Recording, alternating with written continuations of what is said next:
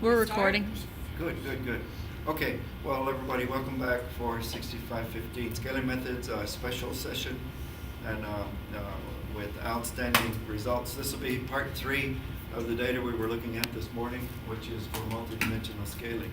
And so all of you in the room or out there, if you will go and pull up the data when you hear this on the recording. The data is, again, if you could say. It's under where on the class forum. Okay, W-A-R-E. W-A-R-E. Right, and so this is the data set we're using. Most everyone in the room has it pulled up now. And we tried this at lunch just to make sure it would work and wouldn't blow up. And so we're going to sort of repeat that process now. In fact, to teach us to learn twice. So let me invite one of the distinguished group to come up and instruct you all. Who would like to do that? Barbara? I'm working the machine, man. I would like to do it. Oh, okay, yeah. No, because I need to run it. Okay. Yeah, I'm running it too. All right, so here we go. We're Don't doing a worry. multi-dimensional You're the analysis. Yeah. Let me see if I get this. Wait, everyone. I don't know. If I don't get it right, I'll be corrected worry, by the that's why I'm professor. here. Yeah. So we're doing a multi-dimensional analysis. Right, multidimensional scaling, that's right. That's so it. You'll pull up the data, same file you had before, and would you like to come up and look with someone, or do you have the data? I don't have the data. Okay, you can attach yourself to our class again in Moodle if you want, So we'll or you can come up and look on. scale.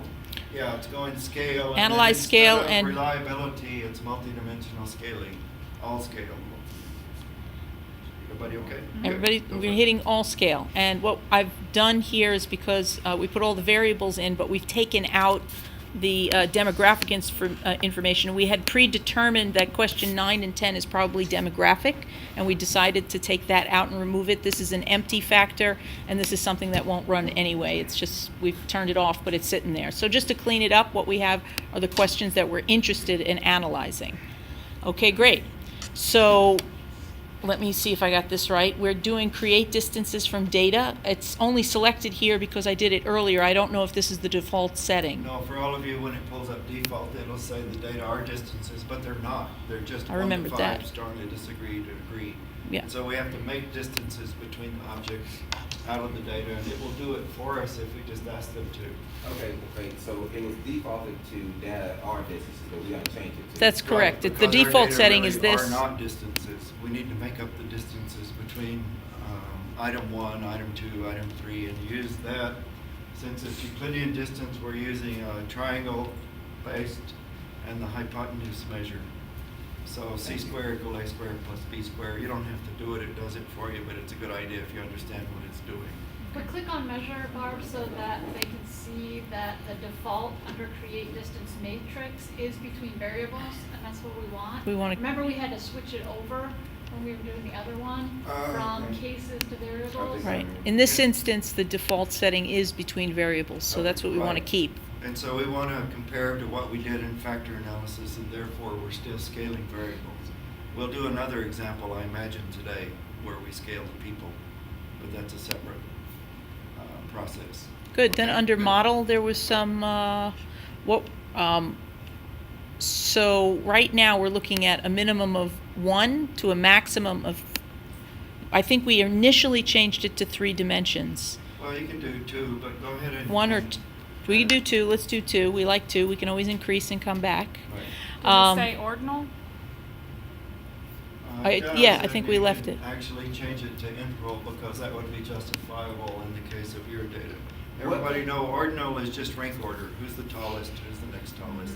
Okay, so when we do dimensions, what are the, why are we choosing, what does that Sure. signify? And that's a really good question. I hope that everybody heard the question. Yeah, if we're Jim doing said, dimensions. If we're doing dimensions, what does that signify? What does it signify? The whole goal of multidimensional scaling is to help you infer what's the minimum number of dimensions to most fully explain the distance between the objects. That's all. Okay. That's all it's for. So we're going to see how well we can do in 2 dimensions, how well if we just back down to 1 dimension, smashed it all into a straight line, or if we need to, if we go up to 3 dimensions. But the idea is you have distances between 13, 14 objects now. Can we somehow summarize that based on just 1 dimension by placing the objects in space or along a line? compared to cluster analysis where you were looking at the patterns. In cluster analysis, think of Pearson correlation.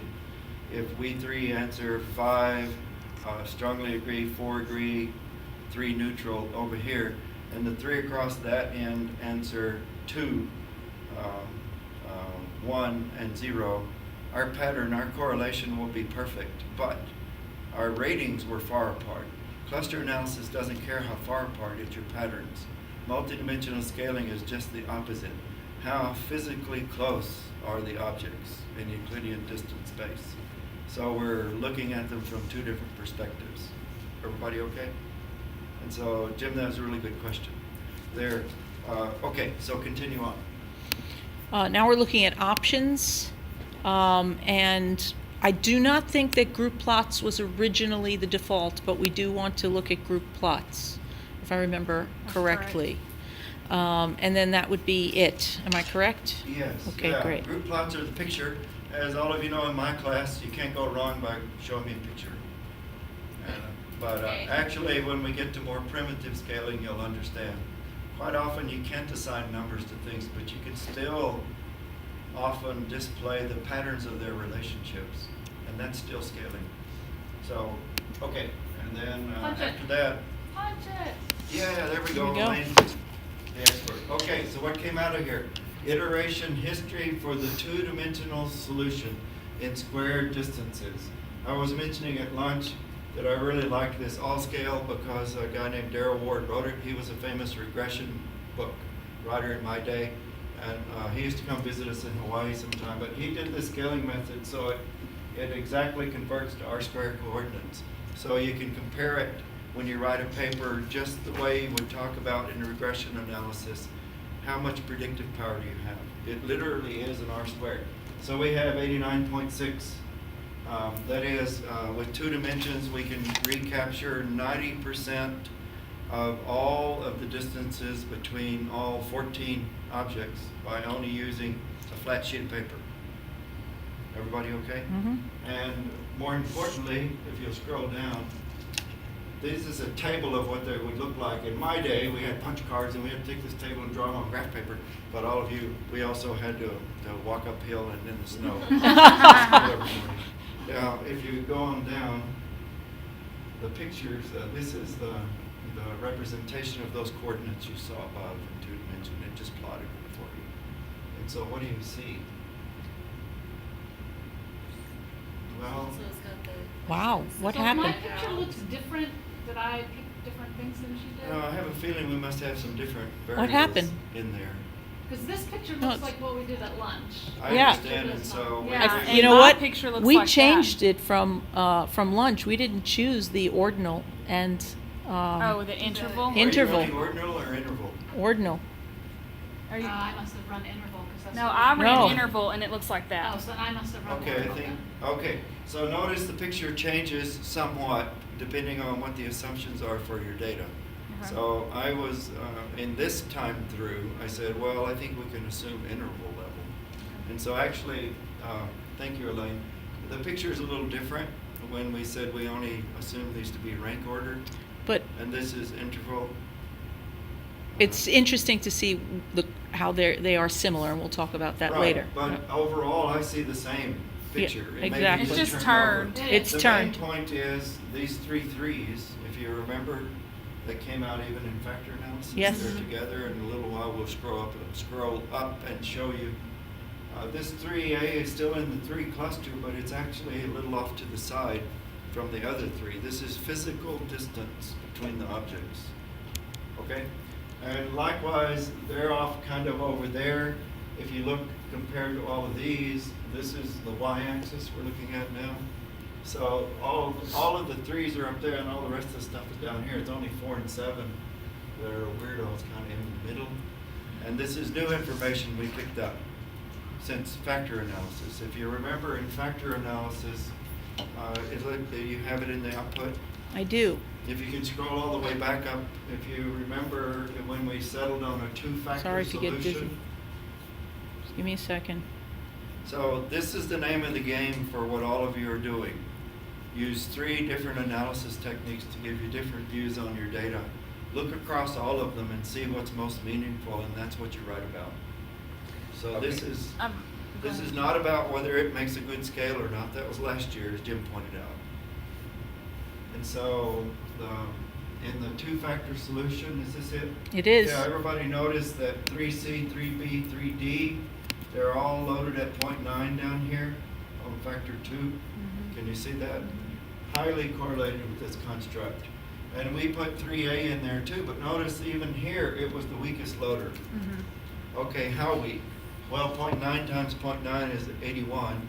This is a Pearson product moment correlation literally of the construct with the item. So if you knew whatever this construct was, I could explain 81% of how all of you answered the dots on this item. Down here, we dropped down to 64%, still a lot for a single item, but now that we look at it, actually, it was weaker, even in the factor solution. Do all of you see? Yes. Yeah, and then we decided all of these were on factor 1. And, yeah, go ahead. And then we said, well, except for something and something. There was 4 and 7 were together at the top. Yeah, so 4 and 7, remember in this last solution for multidimensional scaling, there's something that didn't really pick up about 4 and 7 out of the factor solution that seems to pop out in multidimensional scaling. Just set that in the back of your mind for now, because this is fine-tuning stuff. Not the most important part, but it's something that we have as added information from the multidimensional scaling solution. So looking at the factor structure, I don't see what it is about 4 and 7, but I clearly see what happened here. Okay, so this multidimensional scaling, two-dimensional solution strongly reiterates what we saw in the factor solution. All right, well that was good, except in between, right before we went downstairs, what did we do, Jim? Last year, remember? What kind of analysis did we just run before we all walked out the door? I don't remember. Hierarchical cluster. Yeah, I remember don't worry, cluster. we all don't remember. So, but you'll soon learn to remember this picture. I was about to ask, though. Yeah, there you go. And so there. Okay, so notice, what does this tell us? Well, actually, this tells us tells me there's still a third way of looking at this data that doesn't completely line up with all the others, but there are a few that are common. Remember these guys? 2 and 3. B, C, D, and then A that joins later. So this is clearly an anchor cluster. That's what we sometimes call them. It's all, you can say, oh, well, here's a cluster, here's a cluster. The way the default is, it carves all the possible clusters to the point where it's finally just one.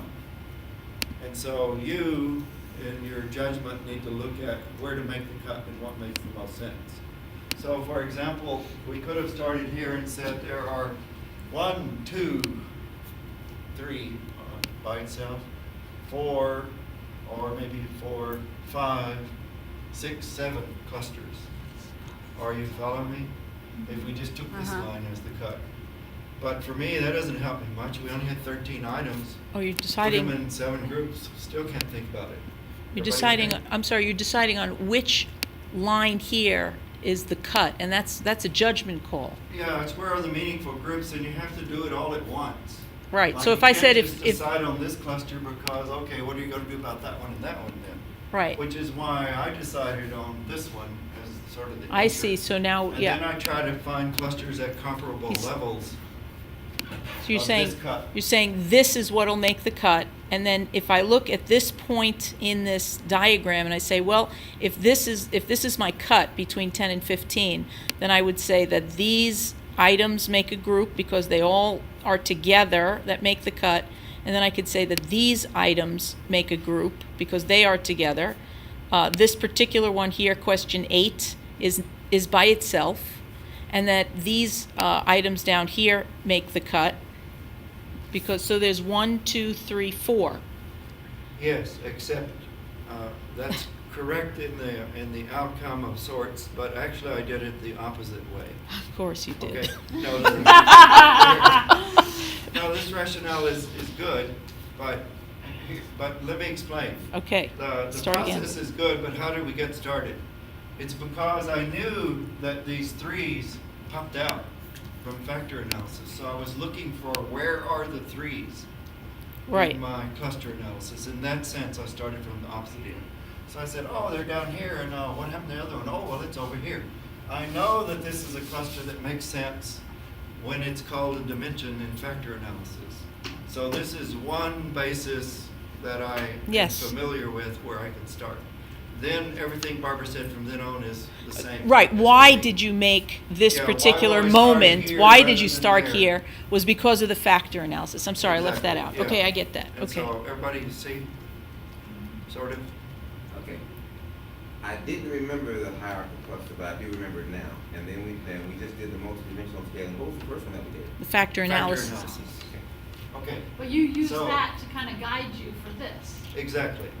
And So I you use know what factor to analysis apply. first because for about 100 years, factor analysis has been the gold standard. And so, also because one of my best teachers, Raymond Cattell, was one of the people that helped invent factor analysis. And I think you all heard, screen plot actually is named after him. It's Cattell's screen plot. Wow. He's the one that said it's an art form to judge the factors, not some regression cutoff. And so, It's kind of true about life, isn't it? yeah, that's true. Okay, but realize now, even though I said this, well, fine, so that makes this another cluster. Are you with me? Yes, But then I'm going to go He's and saying go, this. oh no, I think this is all one cluster. makes Even another though it's a pretty cluster. rotten Sorry about one. my drawing. Do y'all all see that? Why? Because we decided either a 1 or a 2 or 3 factor solution. And if I circle those 3 clusters, then One, before I write my paper, I'm going to go 2. look at the items in each cluster and see if they happen to line up with the 3 factor solution. If they do, you're home free. If they don't, then you have to explain about why is your dimensional basis different from your typological basis. Clusters only give you types, things to which people respond to similarly. But like we were talking about a little bit at lunch, if I'm on one extreme where I hate this, actually I reply kind of the same as on the other extreme where I really love it. And you've all seen people arguing opposite sides when they look exactly identical. No. So cluster analysis only goes on the patterns of the responses, not if they're close or far apart, as long as it's a consistent pattern. And that's why in this case, it's always good to bring in a tiebreaker. So now we go to multidimensional scaling. So can everybody scroll back down there? Because, What all do you want us to include with the multidimensional scaling? okay, well, first is the picture. Right. Everybody okay with that? Mm-hmm. And you can include this picture or, This was the first one we did that was ordinal, just so you know. But it's okay. Suppose Okay. we follow this. Everybody follow with me. The whole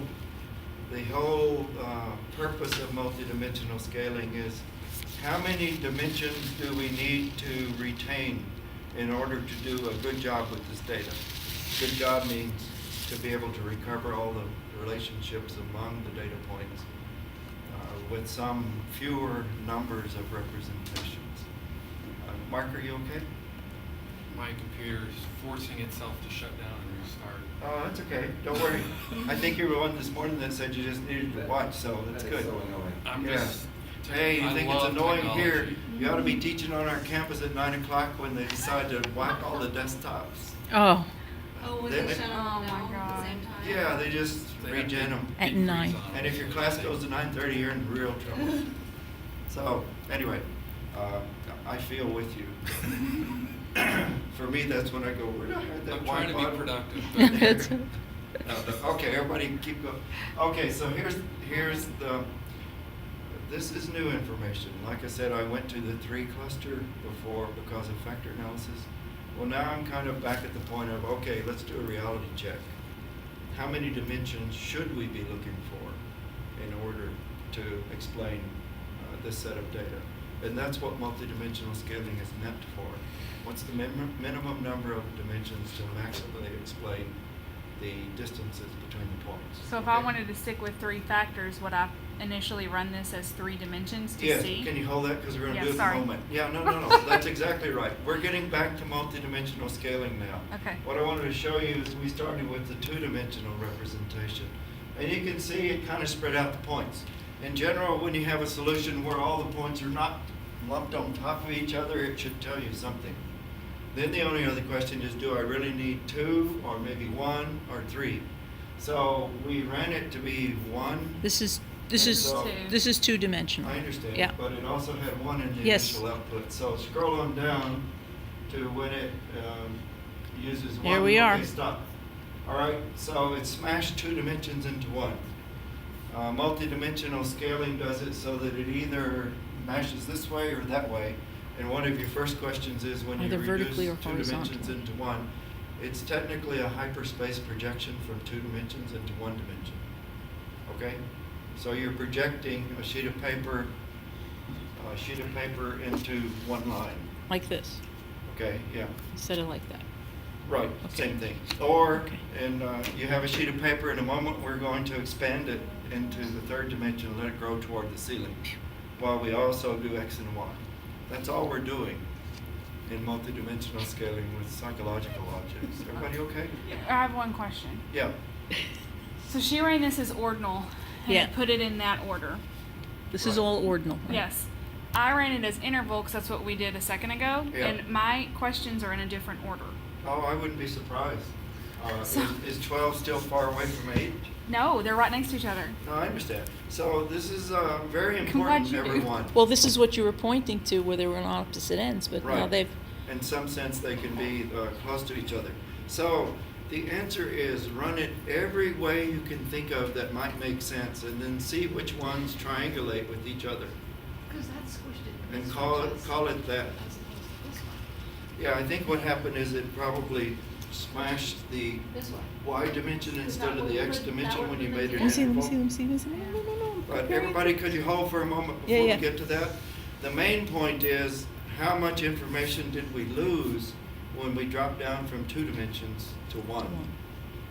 All right? And so if you remember up at the top, it said if we use 2 dimensions, could you scroll back to that? That if we use 2 dimensions on this solution, keep going. It's up there, but right there, R squared. Sorry, Oh, no, it was, you passed it again. my bad. Okay, Here. okay. So see, 95% of all the information is Okay, we know that recovered. because it's the two-dimensional solution, and Right. here's the R square.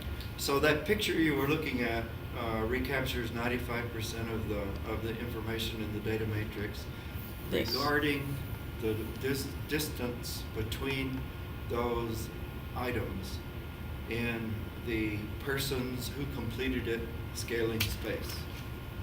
All right, so this is based on who circled a 1, who circled a 5, and all of that, but across all the people who completed it. So how much can you recover of how I placed the items based on this 2 dimension?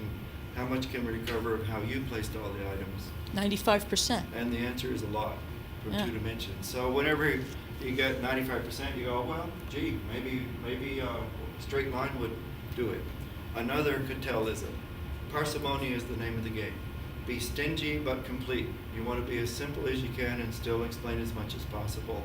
And so if 1 dimension will do as well as 2, don't make 2, use 1. Everybody okay? So I think they told the model to be 1 dimension We and did. 2 dimension, but if you don't mind, just rerun it, Barb, so Sure. everyone can see. So we're going to rerun this not as a 2-dimensional solution, but as a 1 dimension.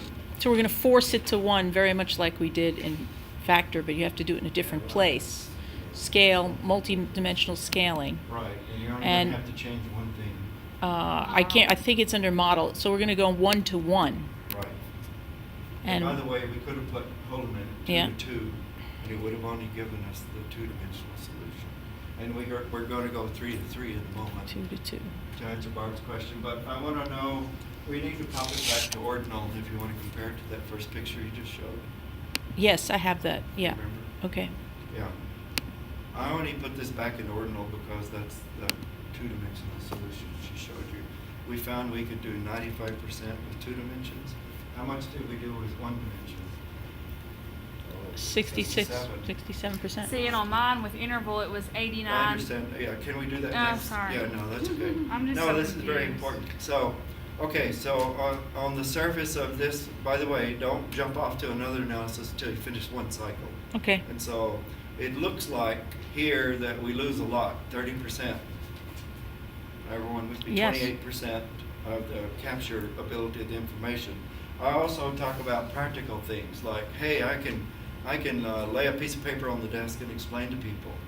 So for me, going from 1 dimension to 2 dimensions is a no-brainer because I can still set it down on the desk as a piece of paper. Right. Jumping to 3 dimensions, you have to convince me more strongly it's worthwhile.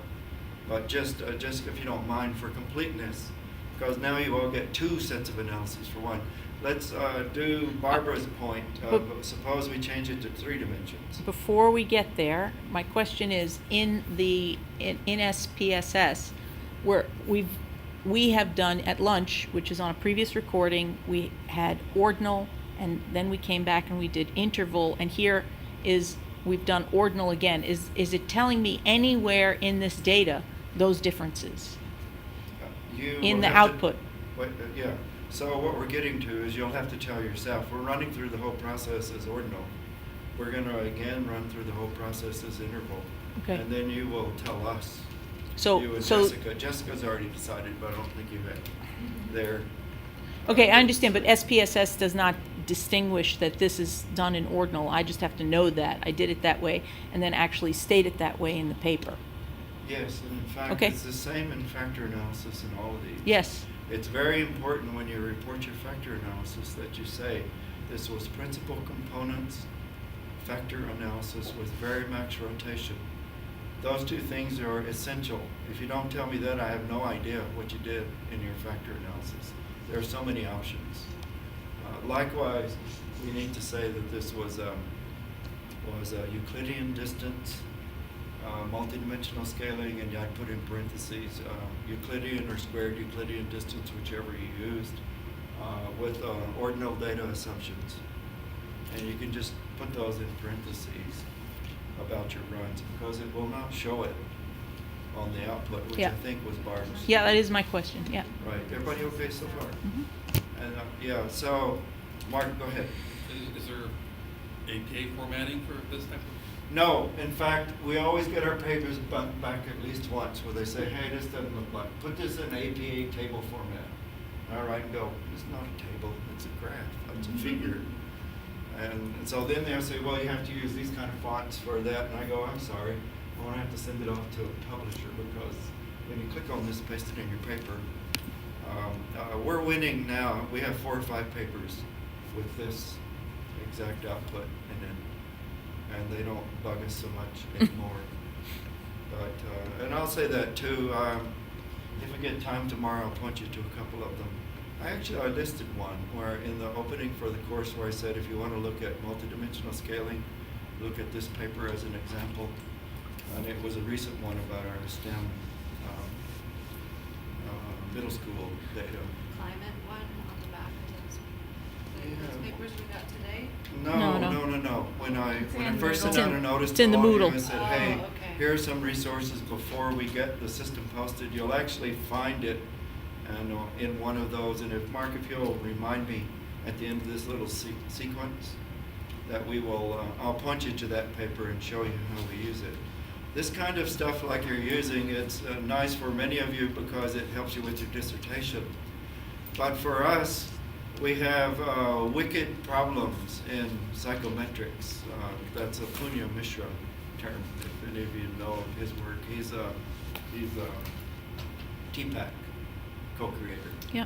But the question is, how can you convince, and one big question is, how can you convince anyone that whatever you taught students, shaped in terms of their attitudes and dispositions, how can you convince anyone that it means anything after a year or 2 later when it's all gone down? Actually, our charts show that from 1st grade to 11th grade, it all goes down, especially attitude towards school. Well, the answer is if they develop new constructs, like in this case, if it is true that a STEM career got stuck in the same cluster with my attitude towards science, then that is preserving their mental structure. So it doesn't matter if our school system pounded out whether they relatively love it less or not.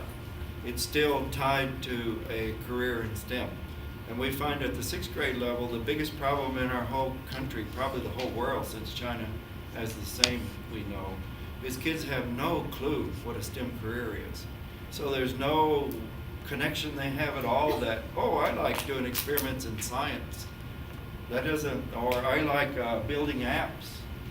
I like playing with the web. They don't think that's a STEM career. And so if you can permanently stick just the understanding that building apps is a career in STEM, and it persists 2 or 3 years later, you've actually won the battle. You cannot show that with normal multivariate methods. You cannot show that with treatment comparison groups. You have to use something that captures the new construct that was formed in their head. And so we find the factor structure is different in pretest time compared to post-test time for these kids. Are you sort of with me? And then we find that 2 or 3 years later, it's still the same. It's stuck. And so that's a good thing. That's the future of psychometrics, and connect that with big data that everyone's talking about now. And that's mainly a lot of what we'll be showing in the world. A lot of this, like Google and those folks, actually do all this stuff automatically already. It's just not in the textbooks yet. Or maybe I should say again. Okay, so to continue on, everybody okay? I hope you all had a brief nap there during that. That was good. No. Okay, so this is what we can do by, if we drop to 1, we lose 30%. Let's just run it when it's 3. All right. And Jessica, we're just doing this so we're comparing apples to apples. All right, yeah, okay. So So we can do how the we same change thing. it to 3? Yeah, We're we gonna can change force- the model Oh, and say 3 and 3 3. to 3. Now, if you can read this, when it We're back in finishes, you ordinal. are on a Windows machine. I have a question. It's a terrible output on a Mac Oh, using oh. Windows-based Uh, code. There was something I think we looked at, it wasn't this, looking Okay, at something so- horizontally. I can't remember what that was. Oh, that's a whole Sorry, nother sorry, thing. sorry, sorry, sorry, So sorry, my that's bad. okay, everybody okay? Okay. Yeah, I'm gonna try to stay on track for a moment. Sorry, thank you. Okay, so at 3 dimensions, what did we get? Oh, We went to 98%. But in the real world, the difference between 95 and 98%, we can't measure that percentage. Woohoo! Look at that. So, but look what it gives you is this cube. Three-dimensional. It tries to show you 3 dimensions, and actually in this room it works better than Jeff. Doctor, thank you very much. Are you going to be able to stay with us? I've got one Yeah. Anyway, someday, someone, when you feel like you got really, you're sick of all this, if any of you is willing to set the desk for a half hour so Doug can come up. He's in our class too. He's just a residential one. Oh. Is assigned to be our gatekeeper today. So I'm trying to sneak him up here sometime. Can I ask a question? Yeah. How come you ran it as 3 and 3 instead of minimum 1, maximum 3? Is there a Because difference? SPSS gets mixed up on labeling as far as which R square goes. There's only one reason. It doesn't clearly tell you which R square goes with which output. In some cases, when you run it as minimum 1 and maximum 3. Okay. It'll give you all the stuff, but maybe you're smarter than me, but I sometimes can't figure out That is not the case. which table at the top. The only reason, did everyone hear that question? It's a really good question. There should be no reason for me to run it differently. It's comparable to why do I tell you turn the dendrogram this way? It's just so because it's easier to read on your laptop. Okay. Here it would run all 3, but then I can't figure out which R square goes with which graph Yeah, below. so you force it to one. Be one at a time one, because every 2, output I 2. got is only for 3 dimensions. Right. So any table it gives me is for 3 dimensions, and I know that. Okay? Okay. All right, so this is 3 dimensions. Now, do you see anything new? Yeah, 8 is with 11, 12, and 13. 8 is with 11, 12, and 13. Well, we Yeah, don't know so- on which plane. Yeah, see, it pushed it out. If you think of this as being in a cube, now instead of on a piece of paper, now we finally know why 8 and what was the other? 8 and 12 were really far apart on the 1. Right. Remember? But if you add a 3rd dimension, It could be actually, far apart. This means that 8 and 12 compared to that sheet of paper we were looking at both had to pop up above the table Yeah. together, and that's what made them similar. in But some what's respect. awesome is those 4 things are actually all about services.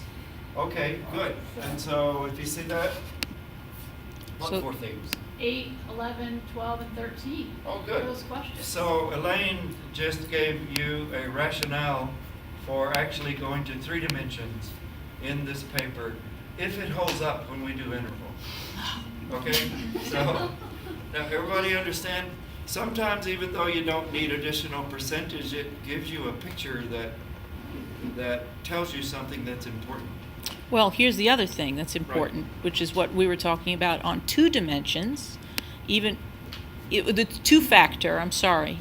Yeah. Even with, if I'm talking about 2 factors and then looking at this model, the 3s are all there for sure. Right. But also what we had seen previously are all of these together. Uh-huh. 4 and 7 with the Yeah. 3s.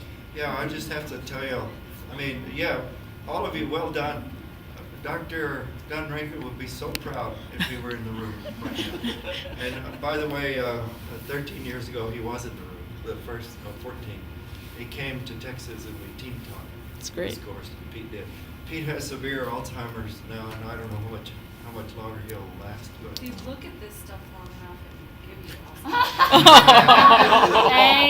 yeah, Amen. well. You can unplug mine, No, Professor, I don't if you need want. to. Actually, I don't need my machine. Sheila's doing a great job. Okay, we're almost at the 40-minute stop. Okay. So we're going to do this. Now, everyone, we don't know if it will matter or not, but we're just going to switch one thing and run it all again. So now you're on a new analysis. We really want to say this Remember, is this is probably ordinal. interval level data. Oh, this, So we ran it as ordinal. This I is know, ordinal. Okay, good. We ran everything as ordinal. Okay. So that we can get a proper perspective of 1 dimension versus 2 versus sir. 3. Yes, sir. Yeah. Now we're going to do the same thing but backing up. We're going to Okay. change it to interval and see if this 3-dimensional picture is different. Now, can I say one thing, Jessica, here? That you are never wrong when you drop down to a lower level of measurement. So ordinal is not wrong. Okay. If you jumped up a level where you don't belong, that's wrong. But you can always collapse like high school, middle school, elementary teachers into 2 groups that we'll call it secondary school teachers and everybody else. That's okay. We're going to a lower level of measurement. Are you following me? Yes. We can always take your age, like going from 45, 46, 47, 48, and say, okay, that's one group. We call them older compared to 23, 24, 25, and all those, and group them together. It's never wrong. You just may lose information that might have been important. That's very different from the other way, where you move up a level of claimed measurement when you have no rationale for doing that. Now, why would you want to collapse it to lower levels? Can anyone think of a reason? Well, there are often cases where you don't have enough persons per cell to do a meaningful representation if you make it too fine. Like if you make all the people that are 46 one group and all the people that are 47 another group, then you won't be able to draw meaningful pictures of each group, because maybe I only have 2 people that are 46 in the room. But if I combine all of the interval from 45 to 50 into one group, I have actually collapsed into multi-interval measures. And so technically they're now ordinal. Because they're one group. Right, and the As reason I opposed to say the other technically, group. usually these are ordinal, because what we really do is how many years have you been teaching? Well, we usually put a 0, and we call that none if you never have. And then usually we say if you've been teaching 1 year, that's a 1. Usually if we say 2 to 5, that's a 2. 5 to 10, that's a 3. 10 to 15 is a 4. More than 15, that's a 5. So there's no way you can say those things are truly equal interval at both ends. Do Right. you agree? Yes. And so that might be a case where you would run it as ordinal, because the rank order is definitely preserved. But you cannot really say equal interval. I'm 65, so I got combined with all of you that are 51. Well, that's not the same as everybody that was, in the age span of 3 to 5 being combined into one group. So it's always arguable about what assumptions you should go forth with. And so you're never wrong dropping down to a lower level. So could we say that same thing about this data, since some were students, some were faculty, and some were staff? Yeah, but that's a different There's no dimension perspective. there. What we're really talking about is, we could say this because, do you have the survey up again?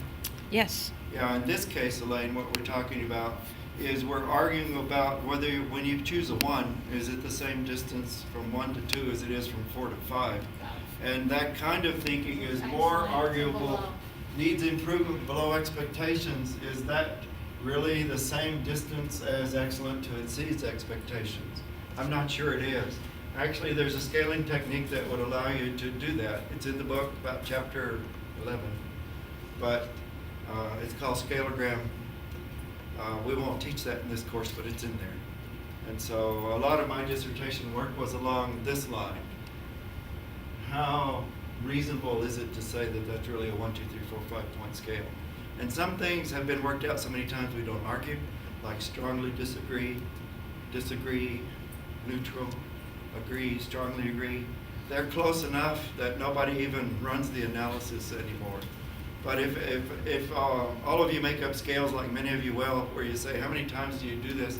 How many times do you use your computers or iPhones or smartphones in your classroom each week? And I say frequency, frequently, not frequent, Infrequently. not so frequently, frequently. sometimes, Yeah. infrequently.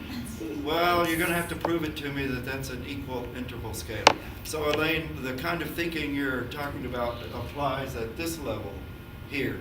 And that's the difference between when we click ordinal versus interval in multidimensional scaling. It's that level that we're looking at. Everybody okay? Okay, so now we're going back to interval. And by the way, Doug, we're glad you could join us. We just talked about you. They must have heard. Okay. So we're going to So we're now gonna analyze run this. Scale, Multidimensional. All we're going to do is change one click from ordinal to interval. We're still leaving at 3 and 3? Yeah, why not? Let's do 3, 2, 1. Okay. Perfect. So 3, when we do that,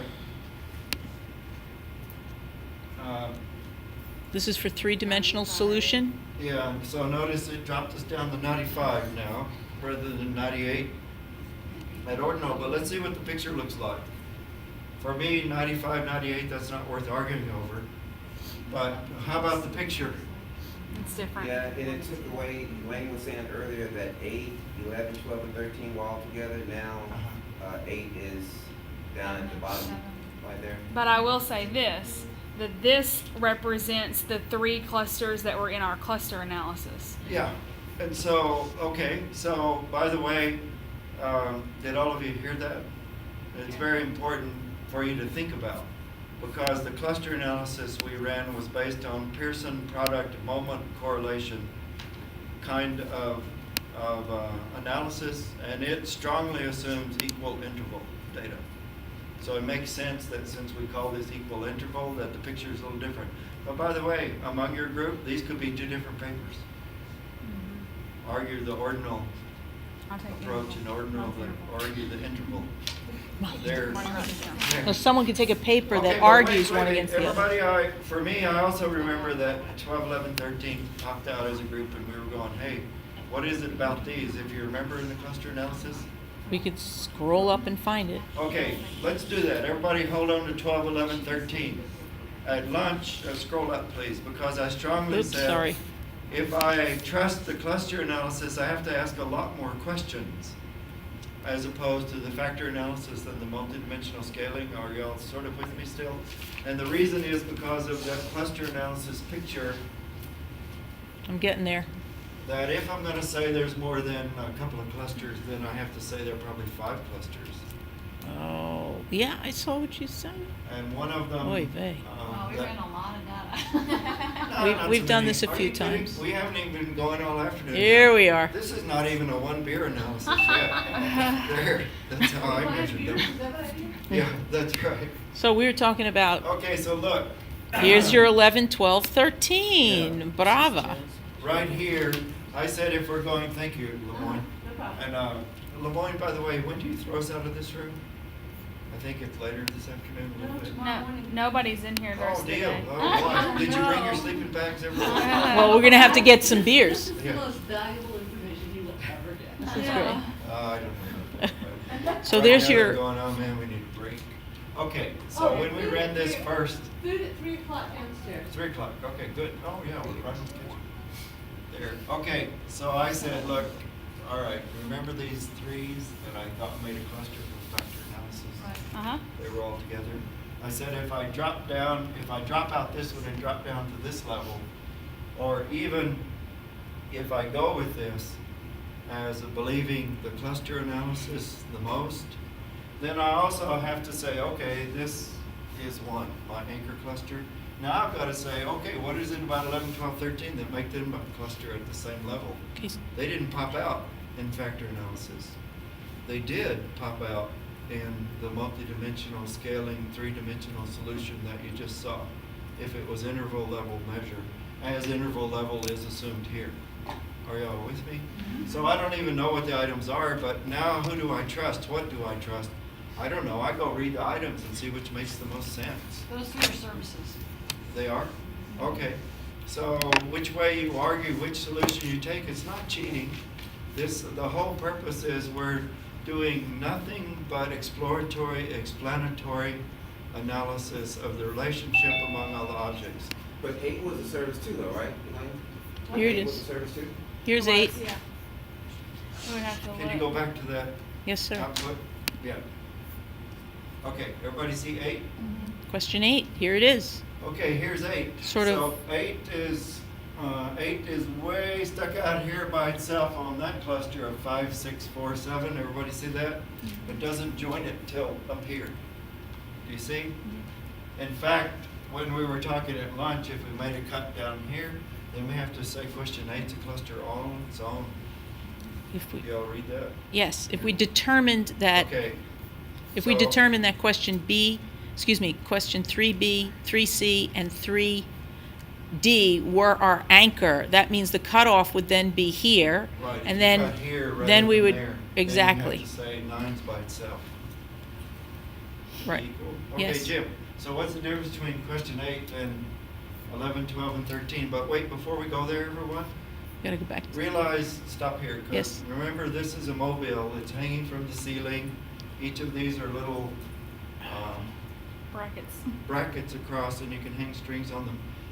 It's completely arbitrary which way you twirl any of these at any point. So this could So- twirl down So here. this is saying that if you ran three solution multidimensional scaling, it would line up with those 3 brackets on your mobile. What I'm trying to say is to make this mobile match the three-dimensional, multi-dimensional scaling solution hold, okay? Okay. All you have to do is flip right here, bring this down, then 8 is right next to 11. It flips right 11, into 12, its and space. 13. And then both solutions are consistent. What's close to, do you see that? Uh-huh. If we spun the whole thing right here. Right. If you then spun it We're here, gonna flip all these up to the top. We're gonna flip all of these down to the bottom. 8's gonna be right here. all Yeah. of these to the bottom, and That's all of why these in to the the top. Netherlands, they all started making their own mobiles and actually measuring the strings Oh, okay. and twirling them around so that, let's scroll down again, because Jim, I know you weren't at the table at lunch. Well, ho. Yes? The idea is, what your most elegant paper is when you get this representation, two-dimensional, you draw it on a piece of paper, you stick it on the floor. This is the physical distance among the objects, period. So these 3 are close to each other, and this was not far away, all right?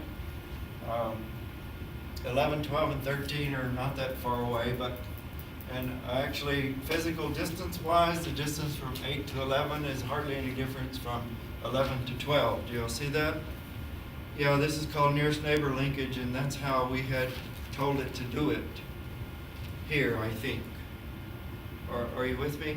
So in some sense, these guys are clustered, and this is a little tight cluster, and a little one, and that one's there, but that one, and so maybe it's like this. There are all different ways you can draw clusters. how do you know what to draw? Well, I don't trust the closeness. I read the items. Content analysis, do they make sense? So when you judge that the items are about the same thing, that's when you go, okay, I'm going to draw a cluster here. Are you with me so far? All right, back to the piece of paper on the floor that has this on the floor. Now make your mobile, swing it from the ceiling. The idea is that you ought to be able to twirl those strings so that the shadows made from the light from the ceiling exactly line up with these dots. But- Multidimensional scaling tells you which way they ought to be twirled. Cluster analysis tells you the length of the string that connects the patterns of their relationships. Okay? They're both two pieces, important pieces of knowledge, but they're not the same. So what you'd like to do is have both represented, and to do that, you use two different tools. So Jim, what we're trying to do is say, how in the world can we get 12, 13, and 11, and 8 to be close to each other? Relatively speaking, sort of like they are here. And then somewhere, if we do that, we're probably going to have to deal with 5 and 6 because they were in that cluster too, right? They're kind of services, but we lump them separately because they're not specific to staff, but they are services as opposed to the other questions. So it Yeah. actually does relate really well with the questions, so this is so cool. Okay, so if you know the data well, probably this phase, it only makes sense to you if you really know what the items were. Otherwise, we're just looking at pictures and twirling, purely based on the pictures without any meaning without any knowledge of the meaning. So is it working? Yeah, there's just 2 other people that joined. Oh, okay, good. All right. So let's finish this cycle because I know you must be getting tired of this data. So remember, we ran interval 3 and we were going to run interval 2. Good. And then interval 1. Primarily because I want to see how does the total percentage of information fall off at the interval level. Okay, so we ran 3 and we found it was 95%, right? Yes. All right, let's just say it's 2. And Just checking, we have interval, and we're going to force it to 2. We're going to say 2 and 2. And so the question is, how much do we drop off by going to a flat piece of paper rather than a cube as the Well, here's the object space? two-dimensional solution, and we're now at 89.6. Yeah, so we went to 90. 90% instead of 95. In the grand scheme of psychometrics, that's no big deal because we can't measure that precisely anyway. But let's see what the picture might have been messed up to show us. So It what just happens is- flipped. Which is flipped. Yeah, flips don't mean anything because factor analysis and multidimensional scaling don't know which way is up. Only Cronbach's alpha does. It's, okay. And so Yeah, but they're still the So same. you have to always be able to turn these things around in your head and line them up with others, but that's not cheating. Do you all understand? This is purely represented this way, so it makes it easier for it to draw the picture, not for any other reason. And, it could have been this stuff on top or that, like that. It's the distance between them that we're looking at anyway. Right, yeah. And so no matter what quadrant they're in, it's that these guys are still clustered and they're pretty close. These guys are clustered and And this close, comes and out A is close especially with by. what we were also drawing there, wasn't it? 4, 7, 11, 12, or something like that? 4, 7, on the two-dimensional, it was 4, Yeah. 7. And on the 3-dimensional, 4 through 8 were together, and 11, 12, and 13 were together. 4, 5, Okay. 6, 7, and 8. So 4 through 8?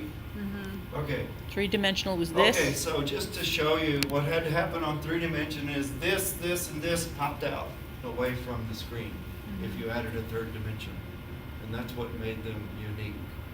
We can't see it in 2 dimensions. And so that's why it might be important to you, even though purely for having a good fit to recover the information in the data, we don't need it. It might be important for some other reason, because those are all one kind of thing. And by the way, that one kind of thing is a typological classification. You said they're all about Services. services. Yeah, services we would never think as being one-dimensional, probably. And so, and that's the name of the game of what multidimensional scaling is for. So So do we still want to run it as one? Yeah. Just for closure? Okay, do that quickly and then we'll close out this set. So we dropped from 95% if we use 3 dimensions to 90% if we use 2. How about if we smash it into a straight line and put them all as dots along there? How much do we lose? And the answer is a lot. Oh. Yeah, we do not want to use a straight line, but let's see how it looks. So I can, as I mentioned to them at lunch, probably all of these representations are good as long as you don't see a big blob where a bunch of stuff is plastered over the top of each other, because that gives you no meaningful information, and that's what we have here at 1 dimension. We lost a lot of the separation along that. Nevertheless, the 3's, 3A, C, D, B, Still three. and many of you will see And 4 and 7 this. still the other. Many of you will see this when you run 1 dimension in your data. It'll be like one weird item is way up there and then there's a blob with everything else down here. It's because you wrote one that was so Random. didn't belong in the same universe with the rest of your items. And that's one good thing to tell you. Hey, just get rid of this one rotten item and actually you'll find your picture spread out quite a lot. Everybody okay? I know we spent a long time on this one set, but I hope it's worth. We've Our actually group done, appreciates it. We've actually done 2 analysis That's good. techniques. Well, we're actually running on borrowed time anyway, so it's okay. I wonder, this is going to be the end. We're going to close this recording and post it, and then we'll start up again. Is anybody interested in continuing on another data set? Like right now? If anyone is, yeah, we're going to have 5